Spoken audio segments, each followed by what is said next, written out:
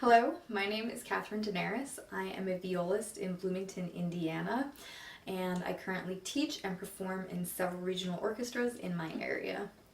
Today I'm going to be going over with you this year's requirements for the Texas All-State Orchestra auditions on behalf of Opera in the Ozarks. So I'm going to play each piece and then kind of talk through some practice tips, information I think is important to know about the piece, and really anything I can think of that would help you in your preparation. So I hope that this is beneficial for you to watch, and let's get started. Our first etude is etude number 3 from Lillian Fuchs' Fantasy Etudes for Viola. And the performance indication is piacevole, which means pleasant or agreeable. So as we play all of these tricky finger patterns under these long slurs, we want to kind of stay as calmed and composed as possible and try and make it sound as easy as possible so we can get that pleasant character.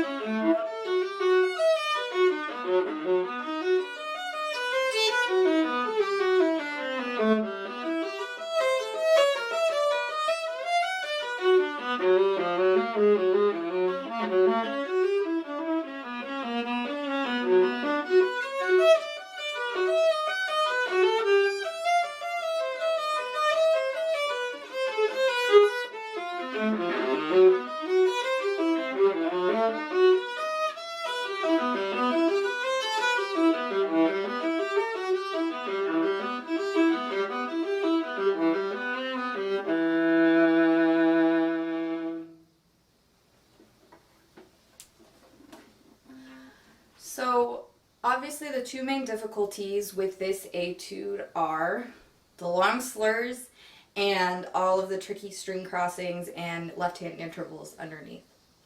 So I would start off practicing it détaché, just to hear the intervals, work out the fingerings. A lot of the fingerings are provided for us, so we don't necessarily have to be creative, but just to practice those details.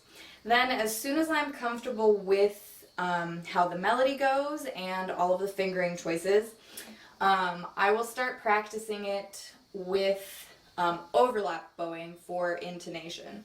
So when I practice overlap bowing, you'll play each note twice and then have a slur to the next note.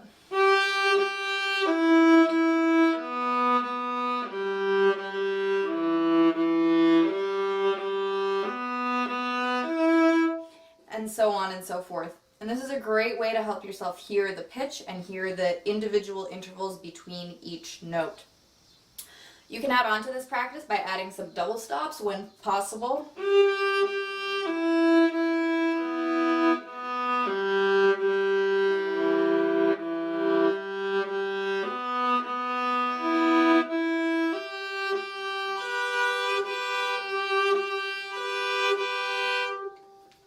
And the double stops are a very revealing way to figure out where you are putting down your fingers and where you want to be putting down your fingers. So I do overlap bowing and then add in double stop practice where you can for intonation. And then to start moving towards practicing our slurs and string crossings, I would practice it with the bowing as printed with stopped bows and fingers before bow. So that would look like this. You'll start wherever you're going to start in the bow. Stop the bow, place the finger, then bow, finger first. And the goal is to use the same bow division that you want to use when you play the etude. So as I'm demonstrating here, I haven't even gotten through the first sextuplet and I'm already almost to the tip. So I would try again and use much, much less bow. I'm going for the middle at the end of the first sextuplet.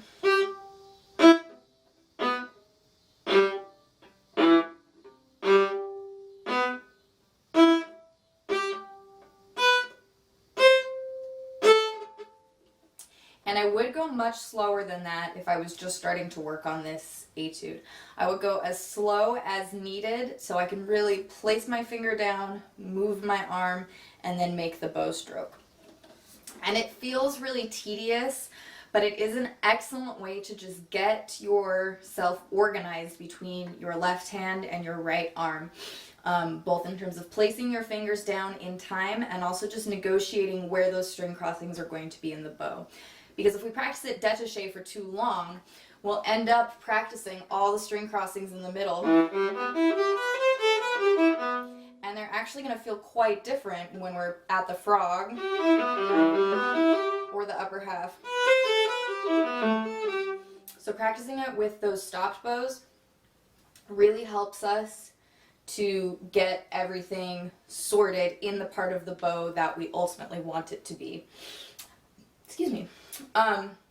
You can absolutely also practice splitting the slurs. Sorry.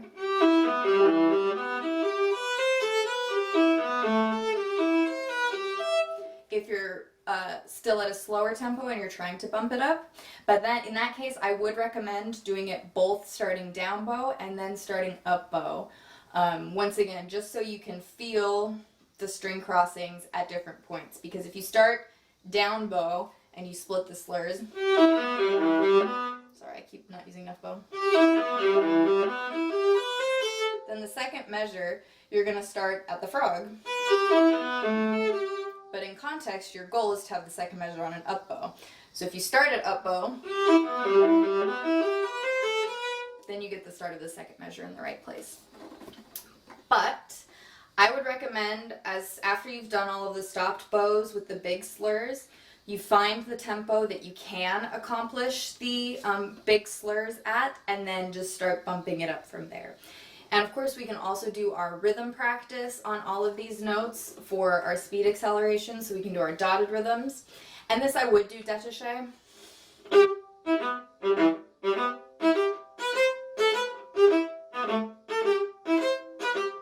And you can do the opposite, short, long.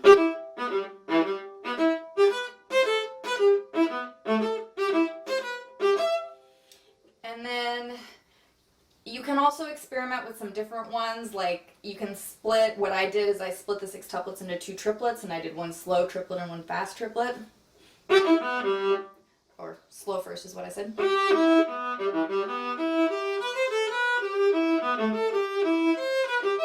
And then the opposite.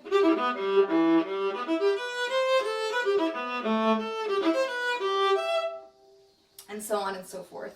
And the reason why I don't mind doing that détaché in my practice is because it's really just so that I can get my left hand moving fast enough so that my right hand can have the opportunity to do the slurs, and then I've already practiced the slur string crossings with my stopped bows.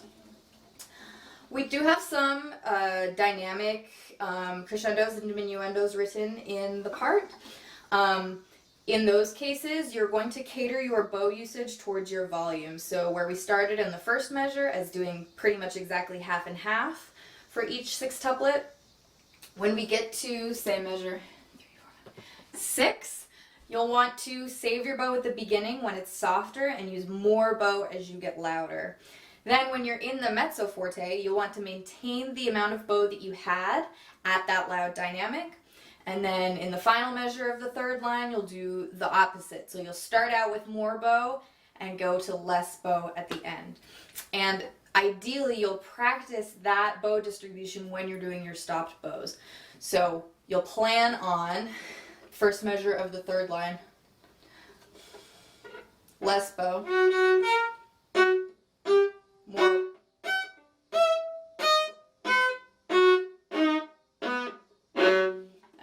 practice, even in the stopped bows, that change in bow distribution that you're going to use. Those are the main tricky parts with this. Like I said, the key is just to remain calm, and the easiest way to get that kind of pleasant quality is to have everything planned out. So unfortunately, it does take some kind of painstaking practice for something that's as noodly as this, but if you take the time in your first couple of practice sessions on it, you'll be able to progress so much faster as you go on.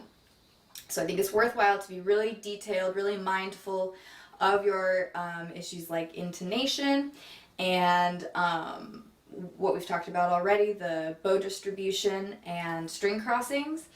And that way you will achieve this very difficult piacevole quality on this very tricky etude. The second etude is Matz's etude number 7, which is titled Cantabile. So it's all about embodying a very rich, lovely singing quality throughout. And I like to think of it in my head as an opera singer. That kind of helps me with my visualization and my phrasing. And this etude is going to be, in my opinion, a little bit easier the faster you play it. They've given you a very challenging tempo range. When I have practiced this before, I've done it faster than 60, which is the top of your range, so it'll be a nice challenge. But I will go ahead and play it, and then we can talk about a few things to practice.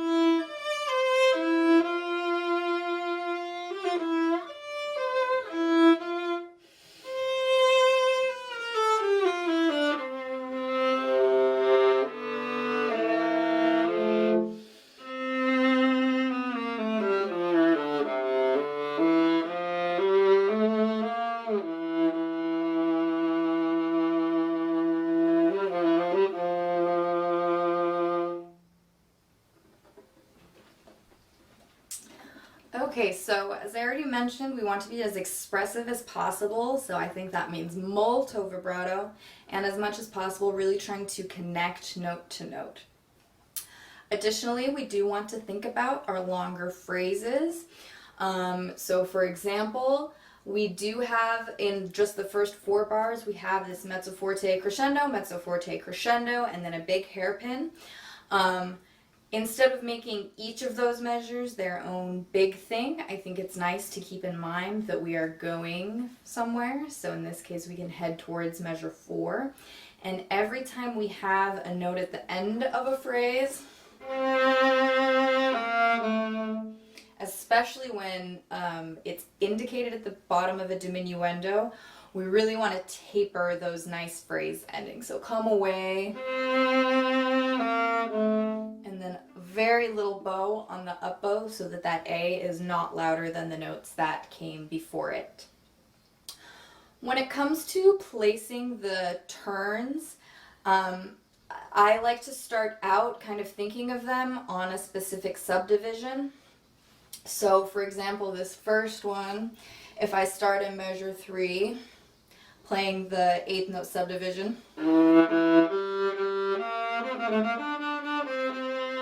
so I'm gonna, in my head, think about putting it on the 2nd 8th note of that B flat.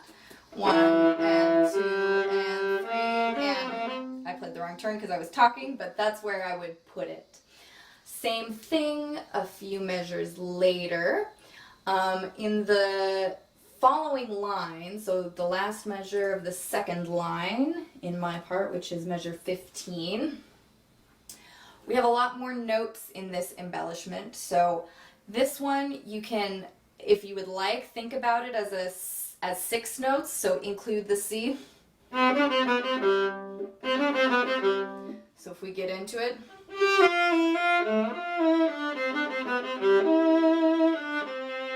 you can start off practicing like that, and then as you get more comfortable with it, hold on to the C just a little bit longer, and then just kind of flourish the remaining notes.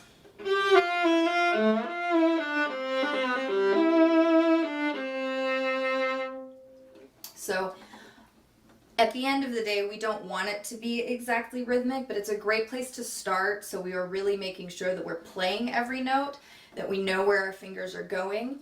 And then once we've established that foundation, we can get sort of, I don't know, operatic with it, like I mentioned before.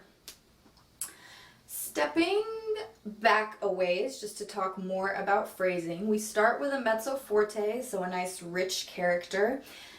In measure 9, we get a piano, so it can be a sweeter character, it can be somebody that's maybe a little more timid, but usually I try to go towards words that encourage me to make sound. So I just said timid, I'm now thinking that's probably not the best word, so maybe my first instinct of sweet would be a nice one there.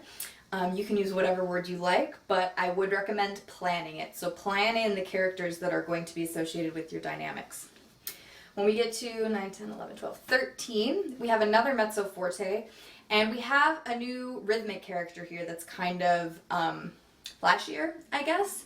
So I would interpret this mezzo forte as a little bit more assertive when you get to those 30-second notes.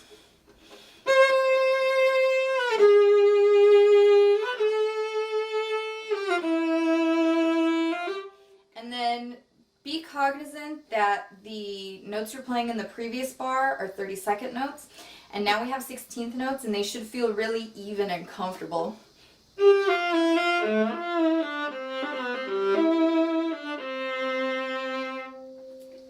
In measure 17, notice that beat 3 is at the top of a diminuendo, so it's still loud. We haven't quite started getting quiet yet, so we have our half note.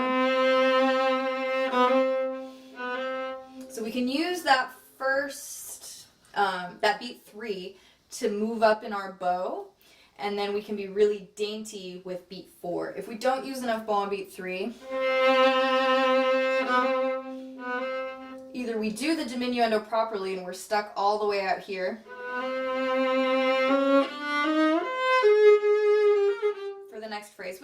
work. It just takes a lot of control. Or we'll end up 16. We'll end up trying to use bow on beat 4 and then not playing the diminuendo as it should sound. So just be mindful there. We always see a diminuendo and want to get quiet immediately, but the first note is still loud. We have another more warm, robust character, kind of like the opening here. And then we have our recap. You may have noticed in my playthrough that in measure 23, 2 before the recap, I did not plan my bow use as well, and I kind of got stuck at the tip, so learn from my mistakes. We have our recap, and then we get to a piano in 30, 31, 32, 33. So this is a change in range. We have this high E flat, and it is piano. So again, come up with your character word. I think this one sounds a bit sad, maybe. And then when we get to 37, and we have the E flat again, but in the lower register, I think that feels more reassured or confident. So I think you can use a little more sound there. And then let's talk technical things about the double stops. I would practice them with separate bows first, of course, but also split. So we start with our C. So we found that octave, and then I would practice going from the bottom now.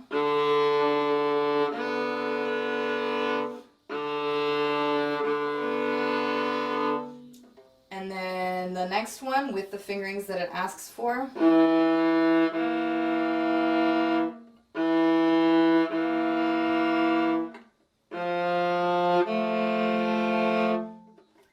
Once you're happy with that practice, once you feel like the notes are in tune, I would practice it separately with the notes as double stops from the start.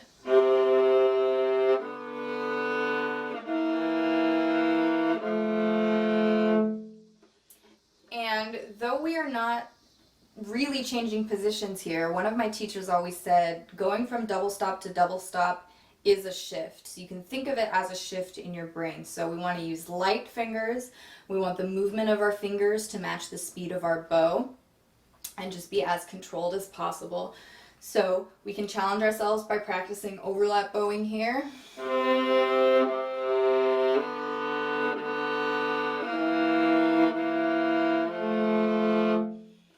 And then once we're happy with that practice, we can play it as written.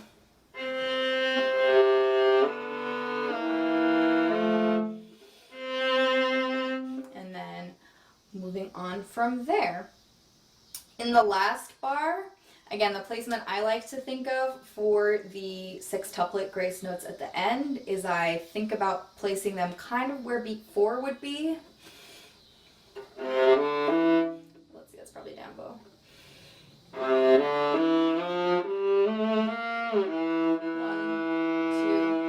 3, 4. And of course we can take our time. It's the end of the piece. We're well under a fermata. But it's nice to kind of still have an internal pulse and plan so that everything you're doing is intentional. So once again, we need to remember the name of this etude is cantabile, so always going for long singing phrases. As I mentioned before I played, it is kind of tricky at these very slow tempos, so you just have to be extra vigilant that you are paying attention to those aspects as you go through. And it's a really fun etude because it's so beautiful. So I think have fun with it, have fun making those beautiful dark sounds that our violas can make. And I think you'll be in great shape.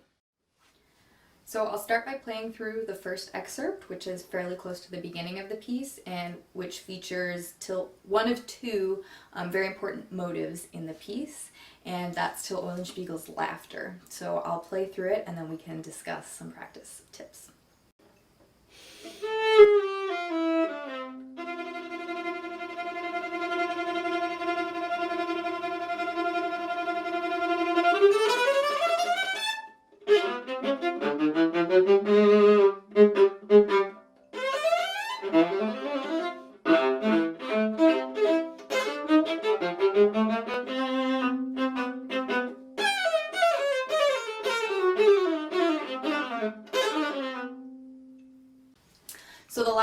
motif I mentioned in the introduction is this figure.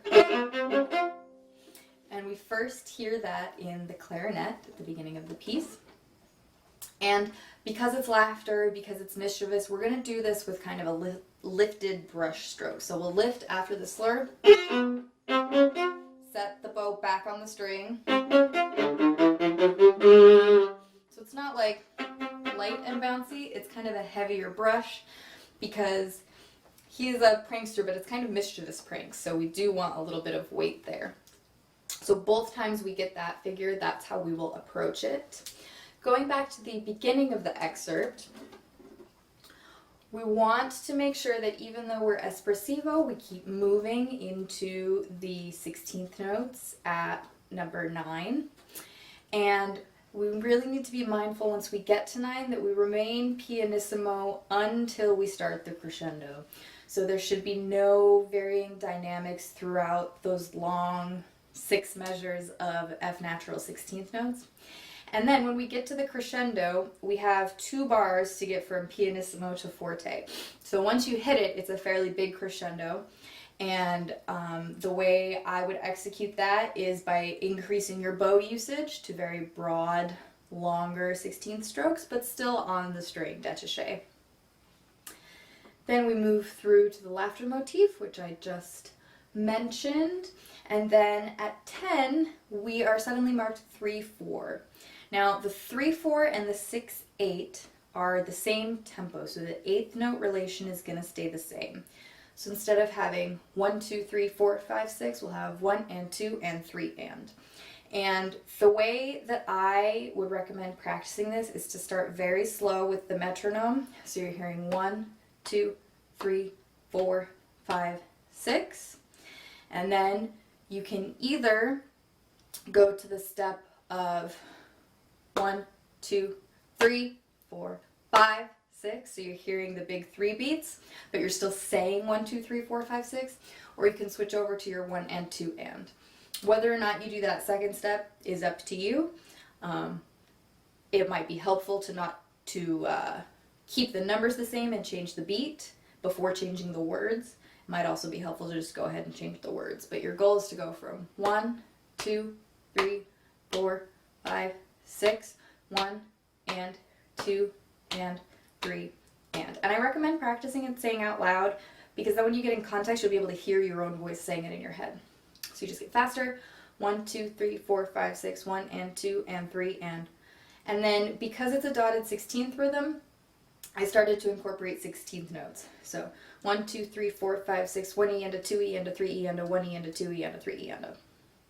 And so practicing it with that in mind and leaving your metronome on, going to however slow of a tempo you need to be able to get everything right in rhythm. And when we're playing measure 10, or rehearsal 10, and the measure following, I would recommend not holding on to the dotted 8th notes too much. We do want to keep moving through our measures, and if we really sustain those, we can get bogged down. So I would recommend having a little bit of breath at the end. Rather than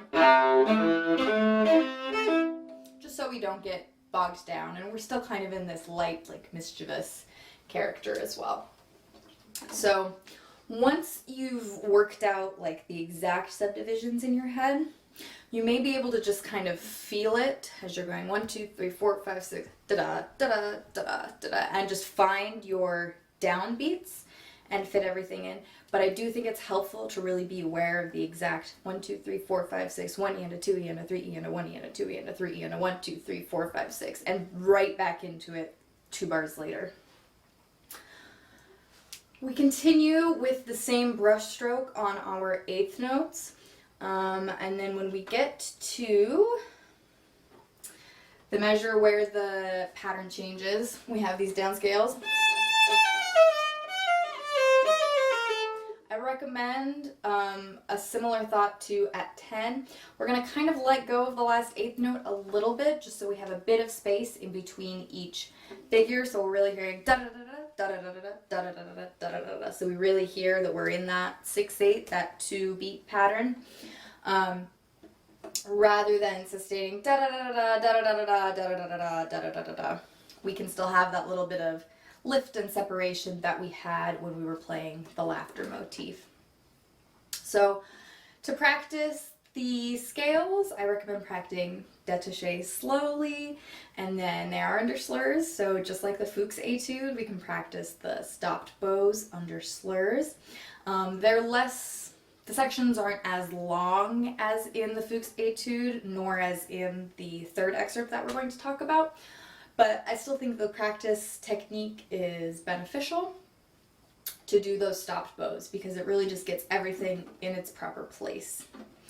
So as we go through, like I said, just bearing in mind that mischievous character, making sure that when we're doing these brush strokes that we are coming from the string set, and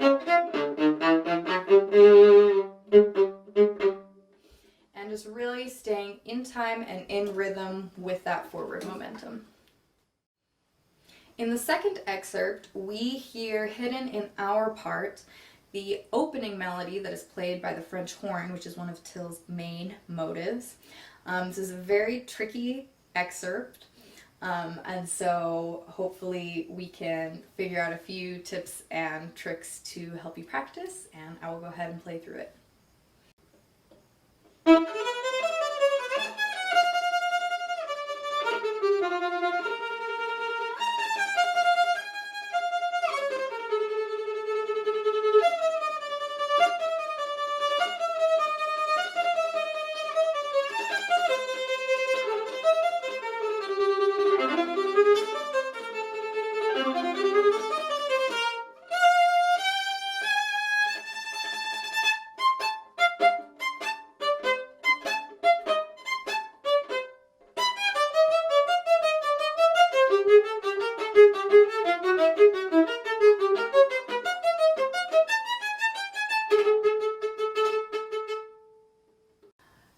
So, like I said, there's a lot to cover for this excerpt technically.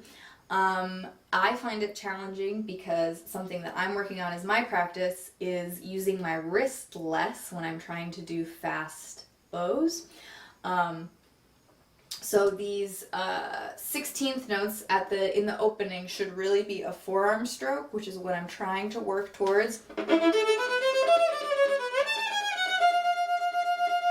So it should be coming from the elbow. If the wrist gets too floppy, not only will you get tired, but it will be less consistent and your sound quality won't be as strong. So some things I've been doing is, of course, starting out slowly, doing détaché practice, so going to where I can really feel that it's my forearm, and then trying to move my bow the same amount as I will when I'm in tempo. Because if I practice it slow and I'm using lots of bow,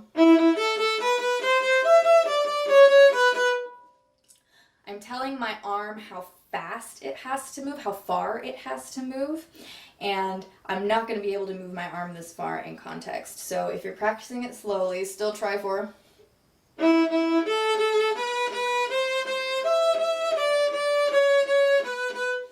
So as close as you can get to how little you're going to move your arm in context when you're playing the piece. The other thing to note in this beginning section are the dynamics.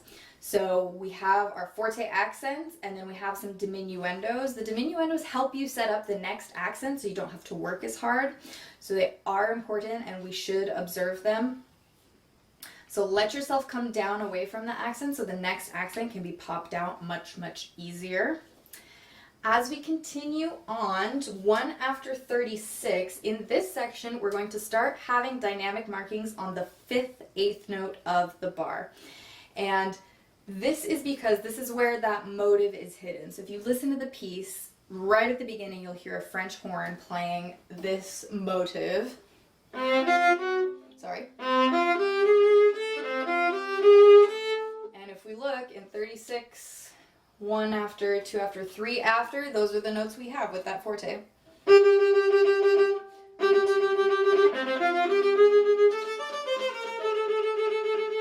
We do it again. So we have that motive there. The next section, a few bars later, where we start having the rest, just find your 6th position and camp out there. if you just start with your second finger on that A naturally. You don't have to move at all, which is what I would recommend. And so I would recommend just doing some 1 position scales in 6th position and arpeggios.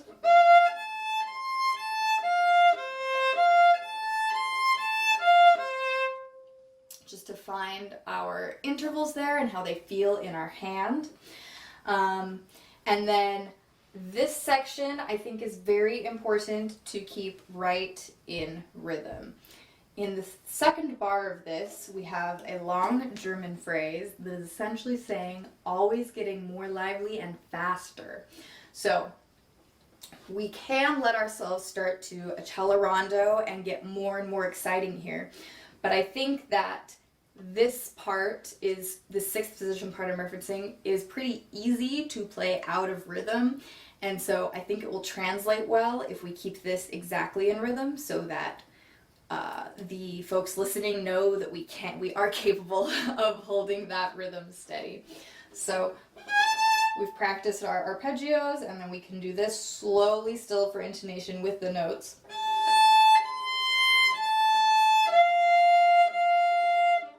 And we can do overlap bowing here.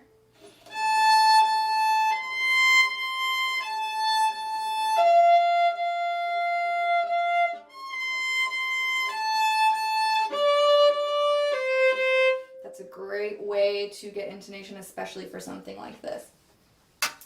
Then as we move on, like I said, we will have permission to do an accelerando here, but I would absolutely spend at least the first several practice sessions doing it in tempo, so start in a tempo.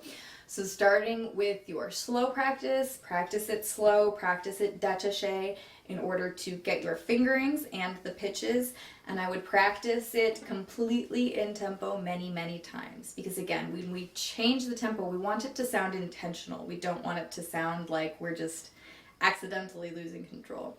So the stronger foundation we have of playing it in tempo to begin with, the more better and more exciting it will sound when we begin to do our accelerando.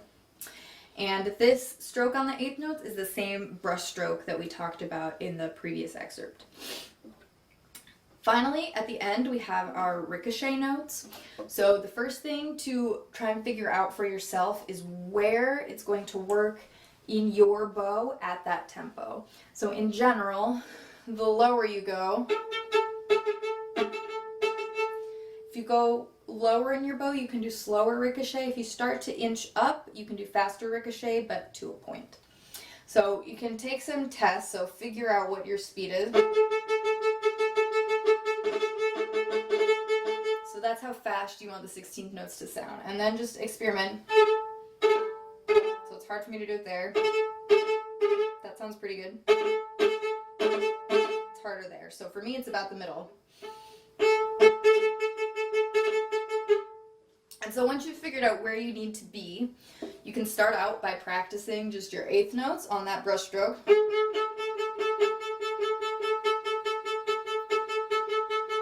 So we've got that solid. And then for ricochet, you just let gravity do its work. So you can, what I did when I was practicing it is I did my first note, and then I just let it drop in tempo. And then I'll get smaller and smaller.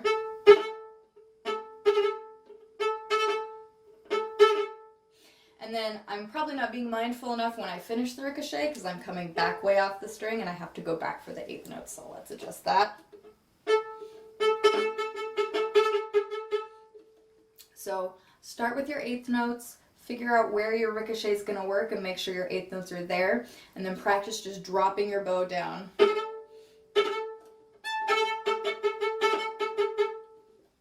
And that's how you'll practice the ricochet. And it should be, this is the spot maybe where you can sound a little out of control and exciting, but we still need to hear that it's ricochet, and we definitely need to hear the 8th note rhythm after the ricochet. But like, if you get a crunchy sound when the ricochet starts, I don't think you should stress about that. I think the more important thing is that it's in time and in rhythm, even after all of the crazy triplets. So, like I said, I think this is a very technically difficult excerpt, so bravo to you for working it and taking on that challenge. I would say just, do your slow practice, know where all your notes are, and just be very intentional about the decisions you are making, because I think something that will majorly stand out is the amount of control you have over the piece. So if you sound like you're in control and you have the musical idea and all of the phrasings, I think that will translate really, really well.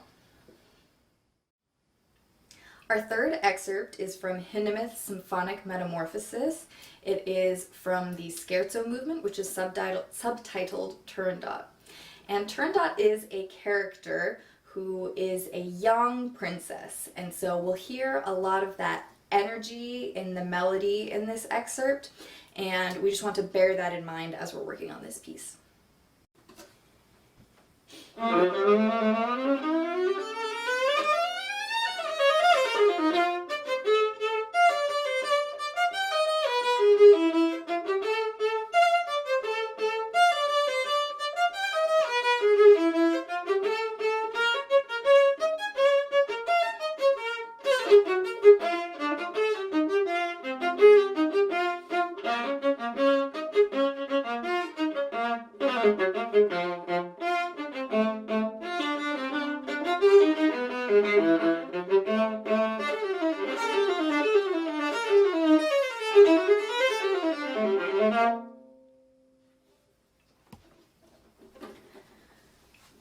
So, like I said, the character of this movement, Turandot, is a young princess figure. So when we get to the melody notes at J, we want to be thinking light and youthful. And so we can't get too bogged down. We want to be thinking of large lines. And partially the tempo helps us because it is quite fast. But something that helps me is, without accenting them, I like to make sure that the second and fourth beats are right where they belong. For example, in the first measure, if the quarter note is too long, not only does that kind of drag us down phrasing-wise, but if the quarter note is too long, we have to rush the up to kind of get back to where we want to be. And the up is easy to rush anyway, so I think it's really important to make sure that we set ourselves up for the most success possible. And for me, that means really making sure those second beats are right on the click, even though they're a weaker beat in the measure and we're not giving them too much accent, but just really making sure that we're hearing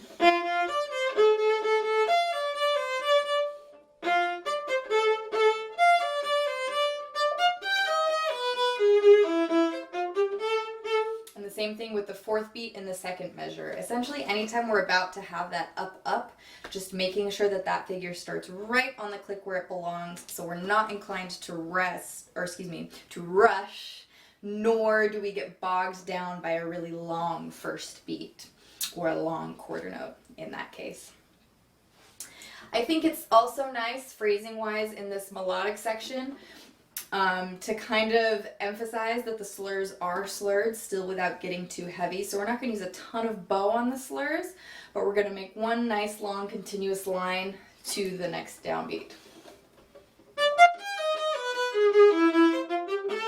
So we're not going, but we just do want to make it sound different than what was before.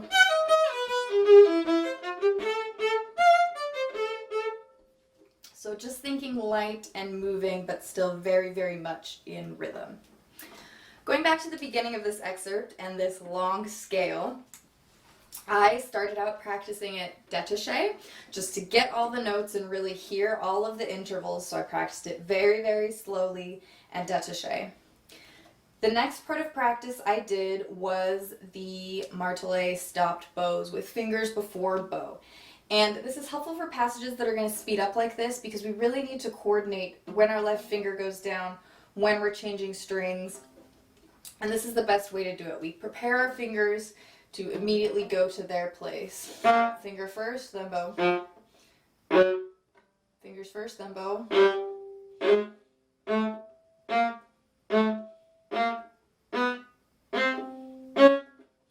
using exactly as much bow as we want to in context. So I will practice that as slowly as I need to make sure I'm very aware of everything that's happening with the bow and everything that's happening with my left hand. And then I will start adding in the slurs at whatever tempo I need to, and then slowly start bumping it up. We can do the rhythms again. A lot of this is going to be, a lot of the things we talked about in the Fuchs etude are going to be applicable here, so you can still do your rhythms. And vice versa. And then the long short. And short long. So it's nice that we had that etude to practice because it's really helpful for this opening section with these tricky scales. Moving down after K, I was watching another video about this piece, and that teacher really emphasized that the 16th notes, 3 after K, and then again 2 before L, are 16th notes, not a triplet. So just making sure we are subdividing. So hearing that, so it's not just some triplet grace notes, it's proper 16th notes. Then as we get to the end, we have some more scales. These are less challenging harmonically, they're more normal scales for us. So the same practice as the beginning still applies. We're in forte now, so we are going to be able to use more bow, which you can practice during your stop bow fingers before bow, just to get some clarity, and that will help you continue on through that phrase. So aside from the very technical scales with long slurs at the beginning and at the end, the key to this excerpt is just lots of lightness and hearing where our phrase points are within our rhythm. As far as intonation goes, similar things will always apply. We can practice with overlap bowing in both the scales and the melody, particularly at K.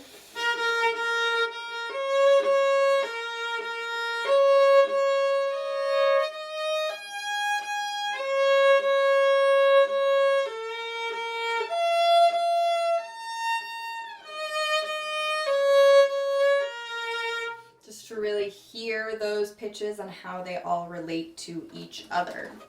So I think bearing in mind that character of Turandot as the young, youthful princess, and then ironing out our scales like we did in our etude, will really get you to a good place with this excerpt.